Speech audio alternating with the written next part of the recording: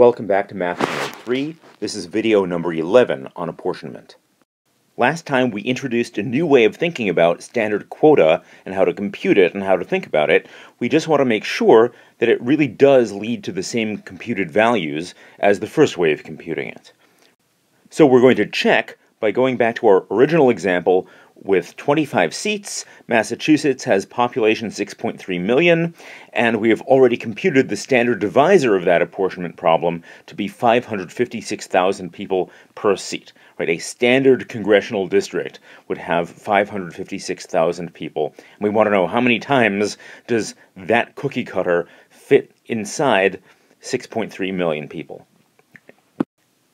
The old definition came up with 11.33 seats, the old way of computing it. The new way of computing it says, take your 6.3 million people, divide by 556,000 people per seat, right? Massachusetts population divided by the size of a standard congressional district. How many congressional districts of that size would fit into Massachusetts? 11.33 is how many.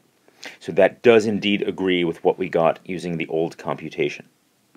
Well, so what, you say? Why is this important? All right, we already had a way of computing standard quotas. Why do we need another one? Okay, well, the fact that we have two equivalent ways is significant. It's useful, for one thing, just to have two different ways of conceptualizing what standard quota means. But it also gives us two equivalent ways to compute the Hamilton apportionment, and this new way of thinking about computing the standard quota is actually going to be our important lead-in to all the other methods of apportionment we're going to discuss in this chapter.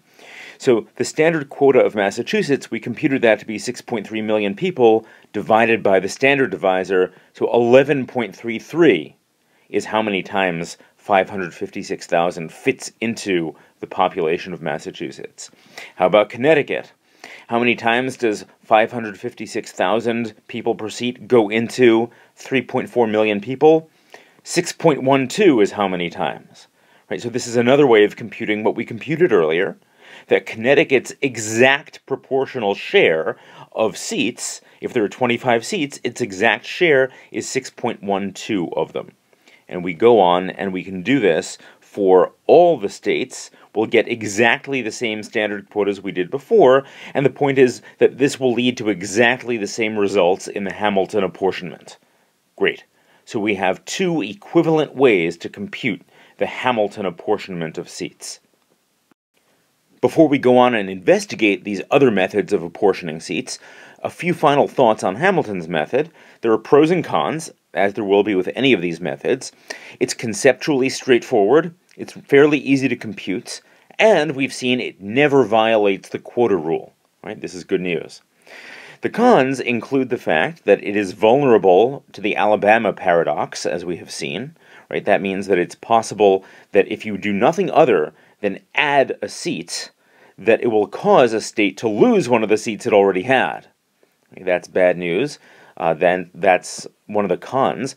There are other paradoxes we don't discuss in this course that Hamilton's method is also vulnerable to. One more thing that maybe deserves to be listed or maybe not, this is really just a psychological thing. Hamilton is going to give some states their lower quota and other states their upper quota. And arguably, this creates a certain envy. The states that end up with just their lower quota will resent those that get rounded up to their upper quota. Wouldn't it be great if somehow we could give every state its lower quota?